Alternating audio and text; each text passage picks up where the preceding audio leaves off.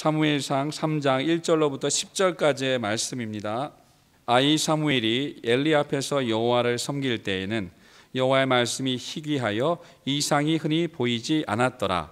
엘리의 눈이 점점 어두워져 가서 잘 보지 못하는 그때에 그가 자기 처소에 누웠고 하나님의 등불은 아직 꺼지지 아니하였으며 사무엘은 하나님의 궤에 있는 여호와 전 안에 누웠더니 여호와께서 사무엘을 부르시는지라 그가 대답하되 내가 여기 있나이다 하고 엘리에게로 달려가서 가로되 당신이 나를 부르셨기로 내가 여기 있나이다 가로되 나는 부르지 아니하였으니 다시 누우라. 그가 가서 누웠더니 여호와께서 다시 사무엘을 부르시는지라 사무엘이 일어나서 엘리에게로 가서 가로되 당신이 나를 부르셨기로 내가 여기 있나이다. 대답하되 내 아들아 내가 부르지 아니하였으니 다시 누우라 하니라. 사무엘이 아직 여호와를 알지 못하고 여호와의 말씀도 아직 그에게 나타나지 아니한 때라. 여호와께서 세 번째 사무엘을 부르시는지라 그가 일어나서 엘리에게로 가서 가로되 당신이 나를 부르셨기로 내가 여기 있나이다.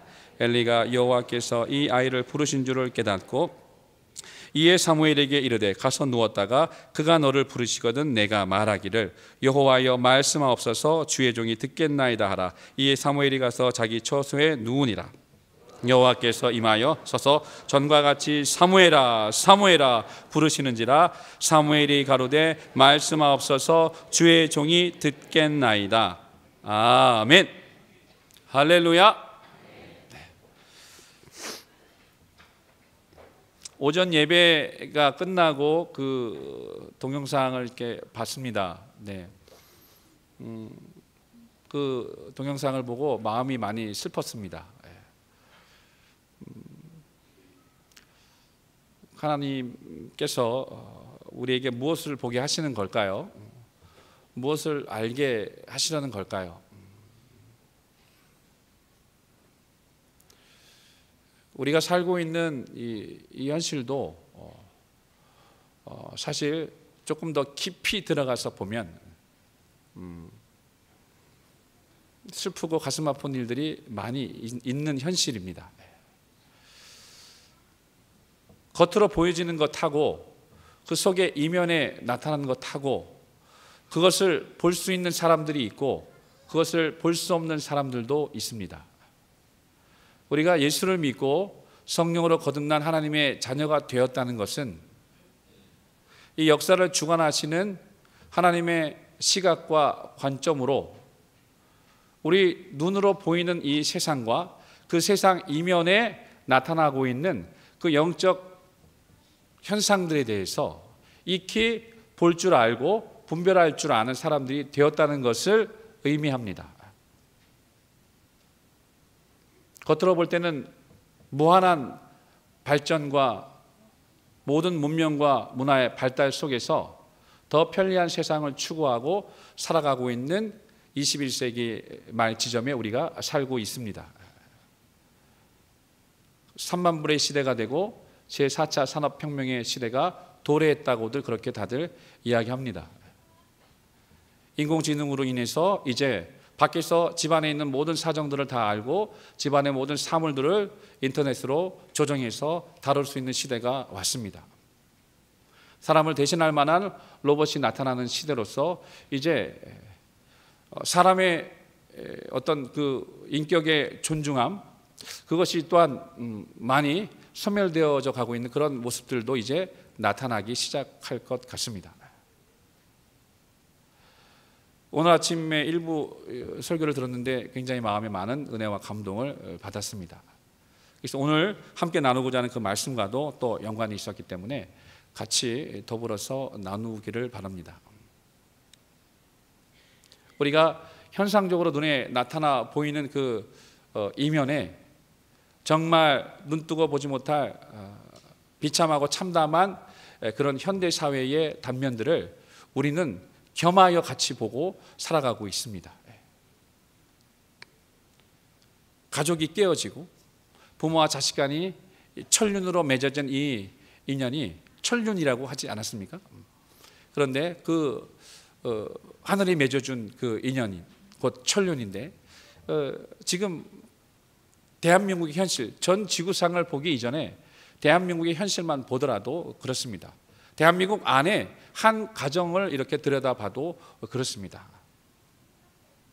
뭔가 더 좋아진 것 같고 나아진 것 같은 모습들은 있지만, 그러나 가족 구성원 간의 대화와 소통이 점점 사라져가고 있습니다.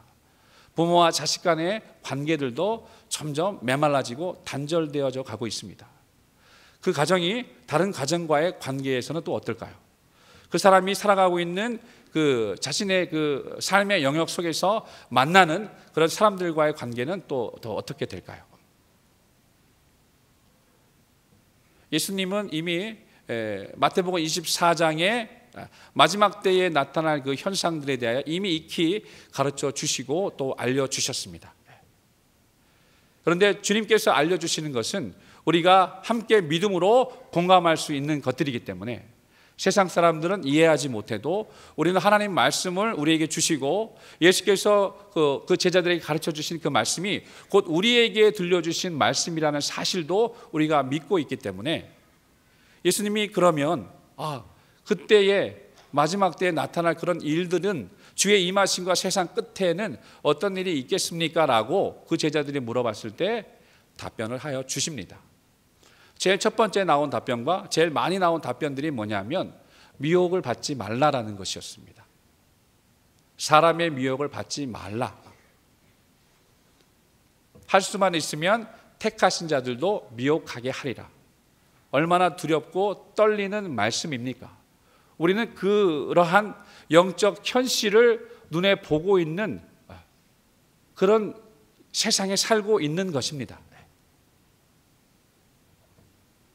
그런데 이 부분을 조금 더 깊이 우리가 상고하고 믿음의 눈을 들어서 보면 왜 온 세상이 이렇게 부패해져 가고 타락해져 가고 왜 겉으로 보여지는 그 모습들과 그 속에 이면에 나타나고 있는 정말 각박해지고 메말라지는 사회 현실들을 볼 때 도대체 그 원인이 무엇 때문인가, 무엇 때문에 그렇게 되어져 가고 있는가를 생각해 보면요,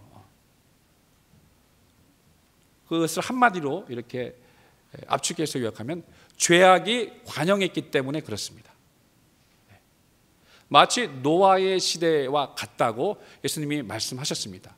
주 예수 다시 오시는 그때 마치 노아의 때와도 같고 롯의 때와도 같다라고 그렇게 말씀하셨습니다.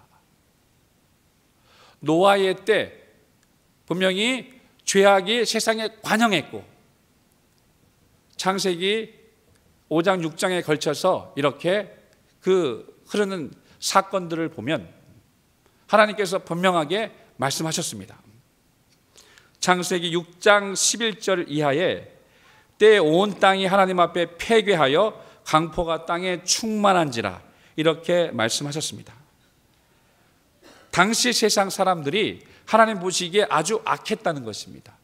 하나님 보시기에 아주 악하고 그 포악함이 땅에 가득했다라고 그렇게 말씀하십니다.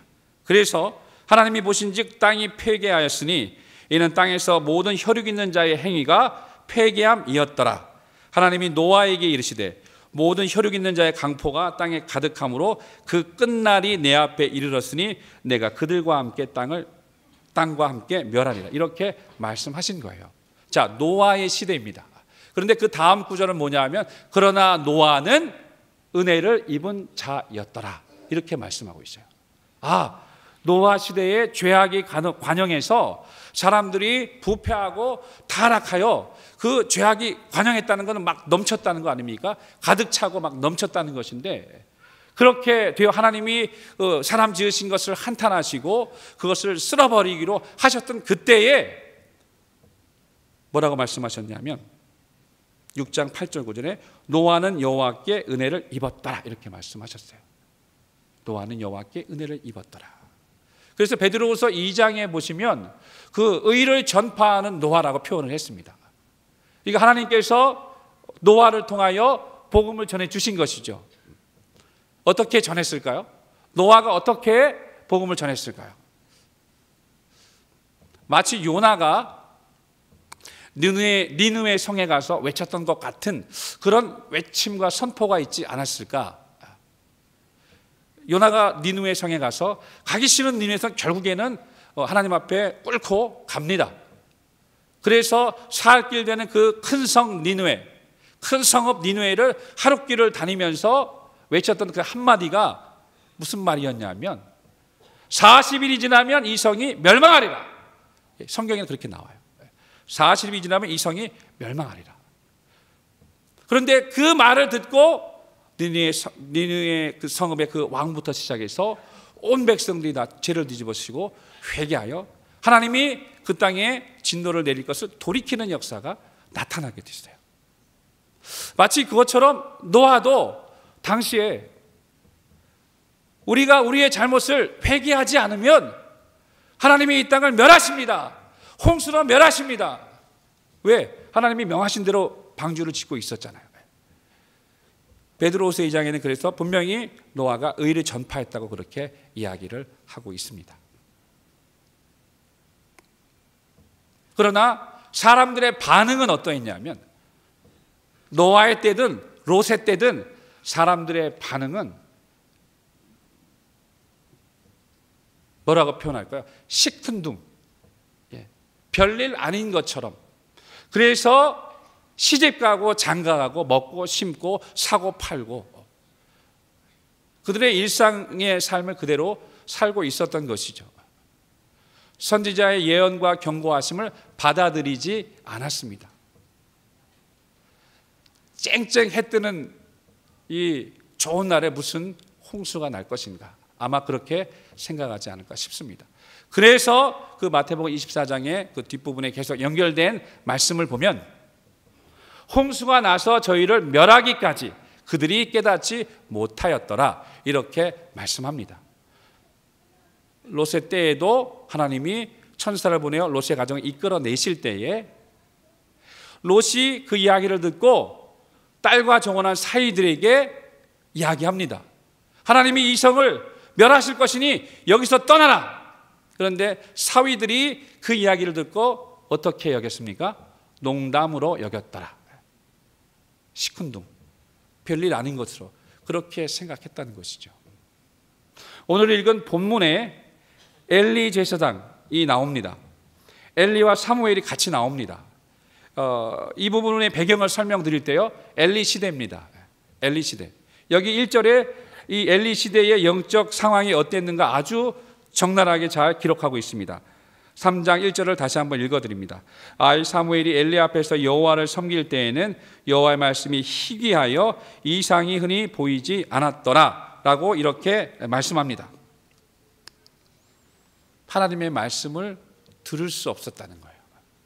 선지자를 통한 하나님의 말씀이 선포되지 않았다는 것이고, 선지자를 통한 이상과 계시가 그들에게 주어지지 않았다는 것입니다. 영적으로 보면 이스라엘의 당시의 상황도 부패하고 타락했던 상황입니다. 그러니 엘리의 눈이 점점 어두워가서 잘 보지 못했다, 이렇게 표현하고 있는 이 구절도 그의 몸이 노쇠했다는 것뿐만 아니라 영적으로도 그가 매우 둔감해졌다는 것을 의미하고 있습니다. 믿음의 눈으로 세상을 보는 그리스도인들은 세상을 보는 안목이 있습니다. 예수님이 그 바리새인과 서기관들에게 이야기했습니다. 너희가 구름이 서에서 오면 소나기가 날 줄 너희가 알고 바람이 남쪽에서 불면 심히 더우리라 할 것을 너희가 잘 아는도다. 그러나 시대는 어찌하여 너희가 그 기상의 기운은 너희가 분별하면서 어찌 이 시대는 너희가 분별치 못하느냐라고 그들에게 책망하시는 구절이 성경에 나옵니다. 예수를 믿는 사람은 세상을 보는 시각이 다릅니다. 겉으로 보여지는 그런 초호화스러운 문명과 과학의 발달과 그 발전 이면에 감추어져 있는 이 인간의 탐욕과 더불어서 이기심과 더불어서 쌓아져 오는 그 죄악된 모습들까지도 같이 볼 수 있는 거예요. 누가 그것을 볼 수 있겠습니까? 예수 믿는 사람들, 성령으로 세상을 보는 사람들이 볼 수 있고 알 수 있는 것입니다. 그런 의미에서 볼 때 참으로 오늘날의 시대와 현실들은 너무나 우리를 슬프게 합니다. 마음이 아프게 합니다. 베드로후서 2장에 있는 말씀 그대로 정말 그 롯의 때에 롯이 무법한 자의 음란한 행실을 인하여 그 마음이 항상 심히 상하였다라고 표현되고 있습니다. 마치 그것처럼 우리들이 보는 현실도 그렇습니다. 사회적으로 보는 현실들뿐만 아니라 이제는 교회 안에 나타난 그런 현실들도 마찬가지입니다. 온통 교회가 온통 분파와 당쟁과 세습과 싸우고 비방이 난무하고 우리 차마 말할 수 없는 그런 일들이 교회 안에도 비일비재합니다. 대한민국의 교회만 봐도 그렇습니다. 마음이 상합니다. 마음이 슬퍼져요. 하나님은 이런 모습들을 어떻게 보고 계실까? 그런데 참으로 놀라운 것 하나는 무엇이냐면요, 그렇다면 하나님께서 저와 여러분을 부르신 때가 언제냐? 하나님께서 이와 같은 때에 저와 여러분들을 부르셨다는 사실에 우리가 주목해야 됩니다. 세상이 타락해 갑니다. 교회도 타락하고 변질되어져 갑니다. 도무지 눈뜨고 보기 힘든 그런 사회 현상과 영적인 현실들이 우리의 마음을 상하게 하고 아프게 합니다. 정말 세상 끝인가? 정말 마지막 때가 맞나 보다. 예수님은 당시에도 예수님이 계셨던 그 당시에도 악한 세대라고 하셨고 때로는 패역하고 음란한 세대라고 그렇게 말씀하셨어요. 그 뒤로 2000년이 지금 흘렀잖아요. 더 좋아졌을까요? 더 나빠졌을까요? 영적으로 눈을 열어서 보면 어떠한 시대가 되어져 가고 있을까요? 세상 끝을 향하여 치달리는 이때에 세상의 죄악들이 더 관영해지고 세상은 부패할 대로 부패해지고 타락할 대로 타락해져 가고 있는 그러한 영적 상황들을 우리가 보고 계시지 않습니까? 그런데 중요한 것은 하나님이 그와 같은 때에 저와 여러분들을 부르셨다는 것이에요. 믿으십니까? 하나님이 이와 같은 때에 저와 여러분들을 부르시고 택하셨다는 것을 믿으십니까? 그러면 우리가 하나님 앞에 why? 이렇게 말씀드릴 수 있어요. 왜?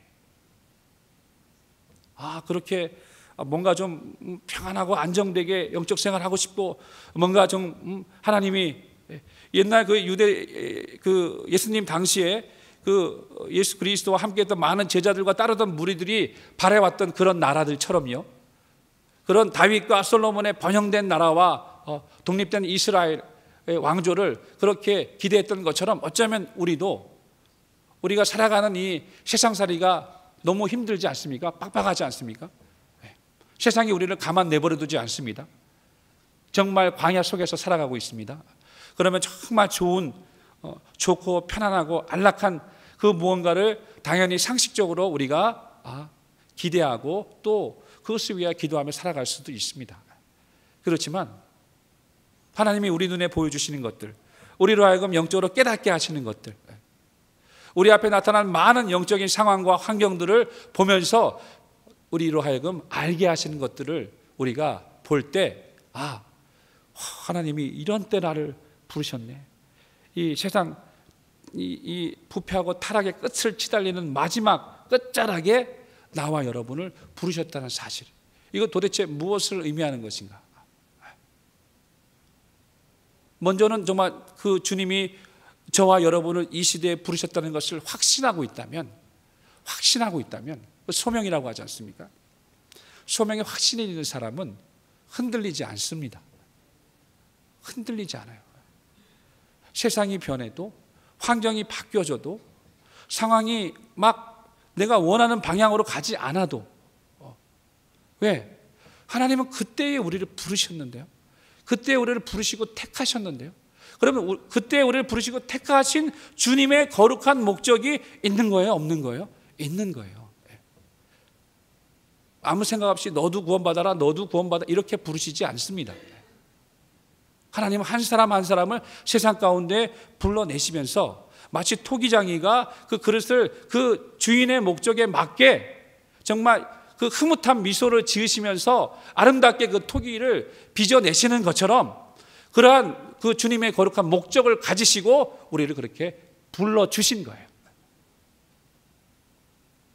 마태복음 4장 18절 이후에 예수께서 베드로를 부르시는 과정이 나타나 있습니다.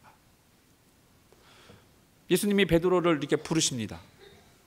예수님이 베드로를 부르실 때 베드로가 배와 부친을 버려두고 예수님을 따릅니다. 그때 예수께서 그 베드로를 주목하시고 말씀하신 말씀이 있어요. 예수님이 베드로를 부르셨을 때 하신 말씀입니다. 뭐라고 말씀하셨을까요? 저는 예수님이 베드로의 눈을 똑바로 주목하고 그렇게 말씀하셨을 것 같아요.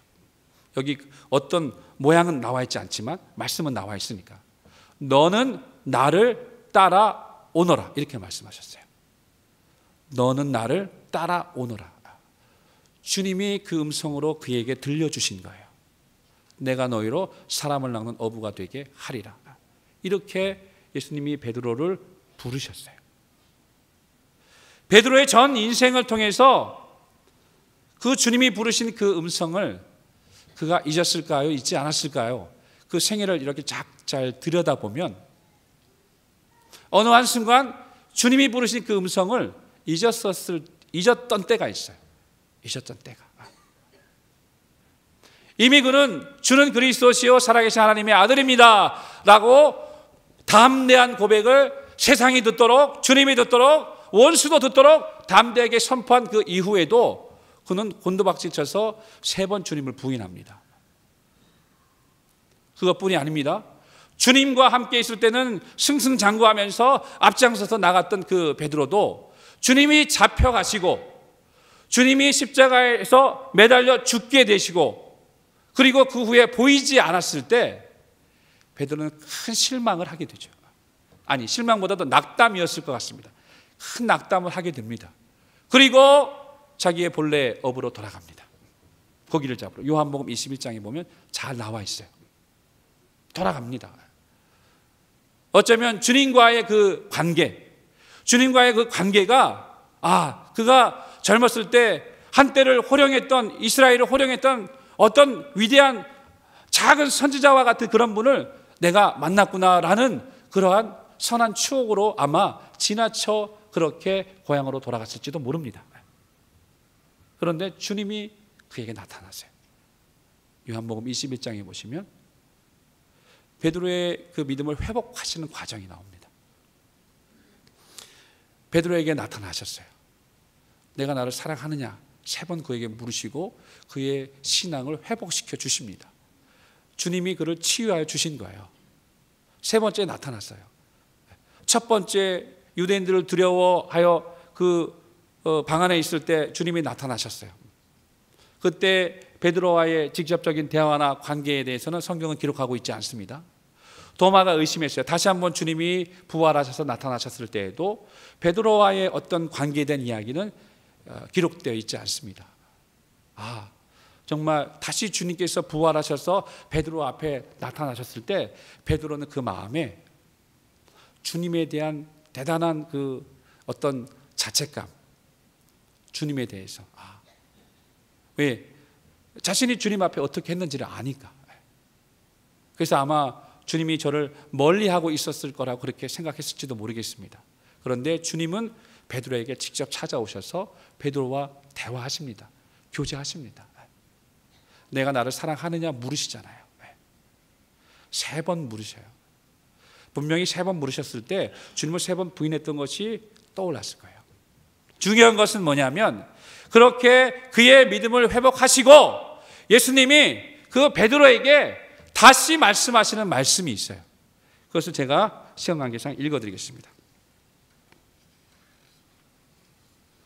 예수님이 베드로의 믿음을 회복시키셨습니다. 회복시키시고 요한복음 21장 18절 이후에 이렇게 말씀하십니다. 내가 진실로 진실로 내게 이르노니 젊어서는 내가 스스로 띠띠고 원하는 곳으로 다녔거니와 늙어서는 내 팔을 벌리리니 남이 내게 띠띠우고 원치 아니하는 곳으로 데려가리라.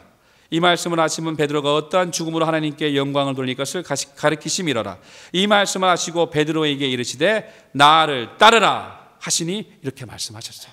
그리고 계속해서 20절에 21절에도 그 요한에 대해 묻는 내용들 나오죠. 이에 베드로가 그를 보고 예수께 여짜오되 주여 이 사람은 어떻게 되겠사옵나이까? 예수께서 가라사대 내가 올 때까지 그를 머물게 하고자 할지라도 내게 무슨 상관이냐? 너는 나를 따르라 하시더라. 이렇게 두 번 더 말씀하셨어요. 처음 주님이 베드로를 부르셨을 때 하셨던 그 음성이에요. 그 음성을 잊을 수 있습니까? 너는 나를 따라오너라 라고 최초의 그 바닷가에서 주님이 부르셨던 그 음성을 다시 한번 들려주시는 거예요. 너는 나를 따르라. 사랑하는 여러분, 우리를 부르신 주님의 음성을 우리에게 주어진 상황과 환경 때문에 잊으시면 안 됩니다. 결단코 잊으시면 안 됩니다. 모든 환경이나 상황이나 우리의 상처받은 심령, 물론 위로받고 치유받고 주님 앞에 다시 세움을 입어야 합니다. 그런데 그 치유의 과정 속에는 무엇이 있는데요? 하나님께서 이 어려운 시대에 우리를 부르셨던, 우리를 부르시고 우리를 기뻐하셨던, 우리를 향하여 그 기쁨의 미소를 지으시며 정말 우리에게 들려주셨던 그 선하고 친절하신 주님의 음성을 어쩌면 우리가 혹 잊으며 살아가고 있지는 않습니까? 힘들다는 핑계로. 아니요. 여기 지금 말씀하고 있는 것처럼 하나님은 어느 한 사람도 그냥 부르시지 않았습니다. 어느 한 사람도. 우리가 각각 회개하여 침례를 받고 성령을 모시고 성령의 사람으로 이 험한 세상을 살아가고 있어요. 복음의 증인으로 살아내고 있어요. 그런데 그러한 우리의 믿음의 삶을 원수는 기뻐하지 않아요. 좋아하지 않아요. 시기합니다. 질투합니다. 우리가 가진 믿음을 실족시켜버리고 싶어요. 그래서 때때로 우리의 삶을 뒤흔드는 그런 악한 역사를 할 때가 있어요. 그래서 우리의 삶이 때로는 피폐해지고 곤괴해지고 어려움을 겪을 때가 있습니다. 그것을 고난이라고도 하고요. 네, 어떤 분들은 환난이라고도 합니다. 욥이란 사람은 거의 고난과 환난의 수준이 아니라 재해 수준으로 그런 어려움을 겪었어요. 결국 원수의 목적은 뭐냐면 내가 가진 믿음 싫다 이거거든요. 내가 하나님 앞에 가지고 있는 그 믿음, 왜 자신에게는 그런 믿음이 없잖아요. 이미 멸망받을 자로 이미 심판받았는데요. 우리를 흔듭니다. 원수의 역사는 우리의 믿음을 흔들어 버립니다. 그 흔들어 버리는 원수의 원수의 역사 속에서 우리가 속거나 미혹되게 된다면 우리의 믿음을 다 까먹게 돼요. 그 이야기는 뭐냐면 우리를 부르신 주님의 음성을 다 잊어버리고 소멸한다는 말입니다. 사랑하는 우리 교역성도 여러분, 요한복음 10장에 예수께서 말씀하시는 그 말씀 10장 27절에 이렇게 말씀합니다. 우리 이 말씀만 찾아보겠습니다. 요한복음 10장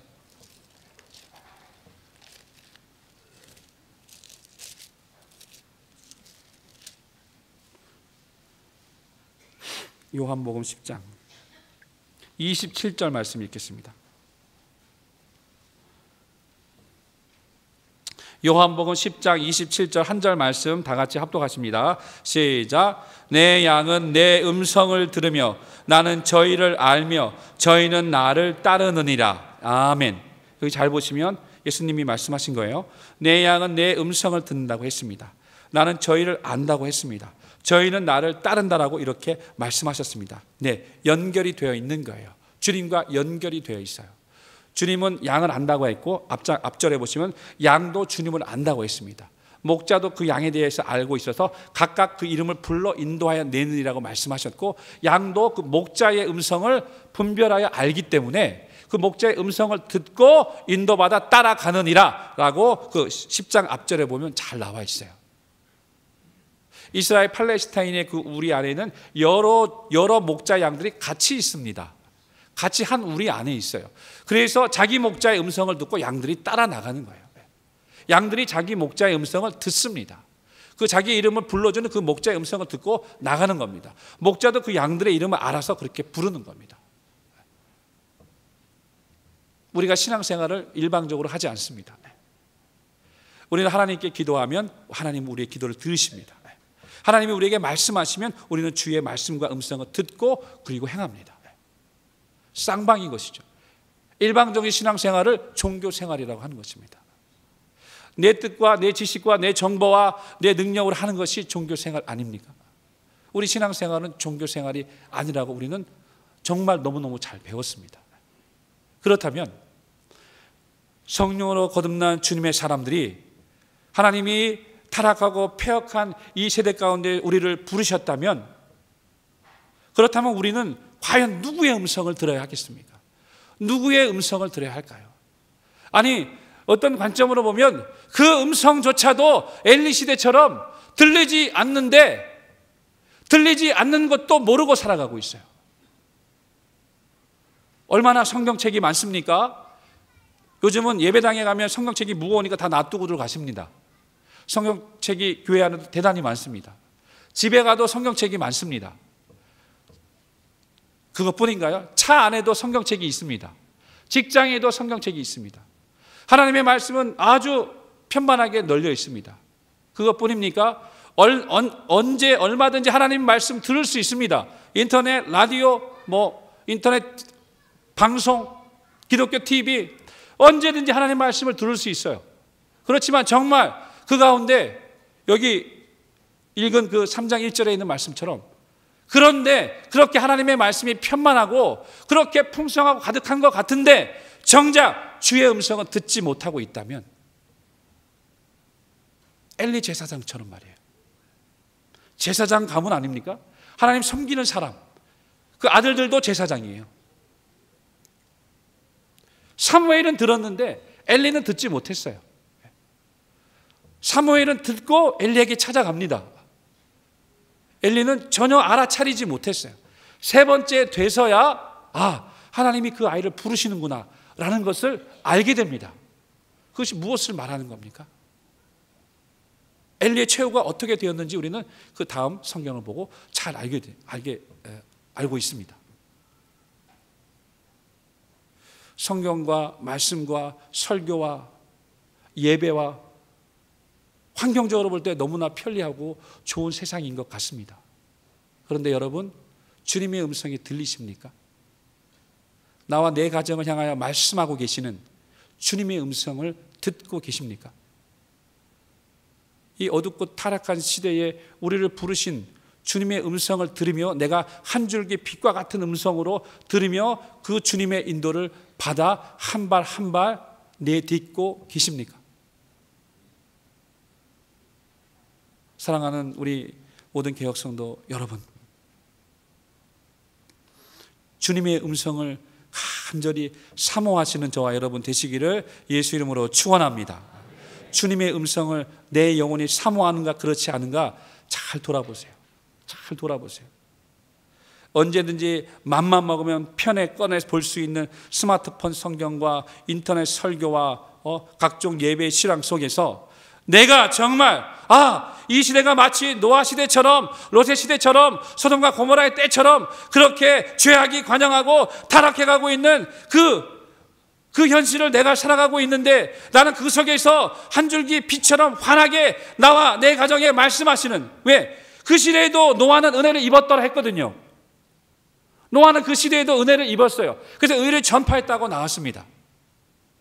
하나님이 롯의 가정을 궁일이 여기셨어요. 아브라함을 생각하사 롯의 가정을 이끌어내셨어요. 말씀해 주셨어요. 저와 여러분들의 가정은 어떠하십니까? 은혜를 입은 가정들이잖아요. 은혜를 입은 우리들 자신이잖아요. 노아는 여호와께 은혜를 입었더라. 그래서 당대에 하나님과 동행했다고 이렇게 말하고 있습니다. 때마다 일마다 우리에게 말씀하시는 주의 말씀, 곧 그 주의 음성을 들으시는 저와 여러분들이 정말 되시기를 간절히 축원합니다. 할렐루야. 우리 이렇게 한번 외쳐보겠습니다. 너 자기 영혼에게 이제 외치시는 거예요. 너 하나님의 사람아, 주의 음성 듣기를 사모하자. 두 번만 시작. 너 하나님의 사람아 주의 음성 듣기를 사모하자. 너 하나님의 사람아 주의 음성 듣기를 사모하자. 할렐루야. 주의 음성 들은 사무엘이 이스라엘의 소망과 빛이 됐습니다. 당대에 어두워져 가고 있는 이스라엘의 패역하고 부패한 영적 상황을 다시 반전시키는 그 거룩하고 선한 도구로 그가 빛을 발하고 쓰임받게 되었어요. 정말 사무엘과 같이 우리에게 말씀하여 주시기를, 정말 주님의 음성 듣기를 사모합니다. 내 영혼에 말씀하여 주시기를 사모합니다. 이때에 이러한 때에 나와 내 가정에 말씀하시는 주의 음성을 듣고 내가 그 주의 음성을 듣고 순종하여, 여기 사무엘이 고백한 것처럼 말씀만 하시면 내가 순종하여 듣겠사오니 내게 말씀하여 주옵소서. 나와 내 가정에 말씀하여 주옵소서. 간절히 그 음성 듣기를 사모하여서 정말 주님께 가까이 나가시는 저와 여러분 되시기를 다시 한번 예수 이름으로 축원합니다. 할렐루야. 세상에 속살거리는 원수의 음성, 속이는 음성이 너무너무 많아요. 너무너무 많아요. 야, 그 정도 적당히 믿으면 되잖아. 뭘 그렇게 지나치게 믿니? 우리가 듣고자 하는 그 음성들이 있을 거예요. 듣고자 하는 음성. 뭐라고 할까요? 과장님 승진하셨습니다. 복권에 당첨되셨습니다. 어쩌면 우리 인간의 귀로 정말 듣고자 하는 그 욕심 많은 우리들의 속성을 반영한 그런 좋은 소리들을, 퍼내려가는 그 좋은 소리들을 우리는 어쩌면 듣고 싶어 할지도 몰라요. 예수 안에서도 마찬가지입니다. 다른 관점으로 볼까요? 야, 너무 지나치게 신앙생활 하지 마. 적당히 예배드리고 내 삶도 있잖아. 내 삶을 즐겨봐. 우리에게 속살거리는 원수의 음성도 있어요. 그 음성들을 분별하고 계십니까? 무엇이 성령이 주시는 생각과 음성이고 무엇이 원수가 속살거리는 생각과 시험하는 유혹의 소리인지 우리가 그것을 분별하고 있냐고요. 먼저 우리가 하나님 앞에 정말 나아가서 사무엘처럼 그렇게 하나님을 간절히 사모하여서 오늘날과 같은 때에 나와 내 가정에 주의 음성을 들려 주옵소서. 나와 내 가정에 말씀하시는 주의 음성을 듣게 하여 주옵소서. 그래서 주님의 인도를 받게 하여 주옵소서. 간절히 주님 앞에 나가시는 저와 여러분 되시기를 주의 이름으로 부탁드립니다. 할렐루야. 우리 기도하겠습니다. 여러분, 주님의 음성이 들려야 따라갈 수 있습니다. 베드로에게 말씀하셨을 때 베드로가 따라가지 않았습니까? 내 양은 내 음성을 들으며 나는 저희를 알며 저희는 나를 따르느니라, 이렇게 말씀했습니다. 주님의 음성이 들려야 따라가는 것입니다. 주님의 음성이 들려야 십자가를 지고 자신을 부인할 수 있는 것입니다. 주님의 음성이 들려야 내가 주님을 따르는 그 일에 두려워하지 않고 담대하게 나갈 수 있습니다. 나와 내 가정에 주의 음성을 들려 주옵소서. 내가 듣고 주를 따르겠사오니 나와 내 가정에 말씀하여 주시옵소서. 거짓과 탐욕으로 타락하고 있는 어두운 세상 속에라도 한 줄기 빛과 같은 주님의 음성을 나와 내 가정이 듣고 따라가게 하여 주시옵소서. 예수의 한번 하고 기도하십니다.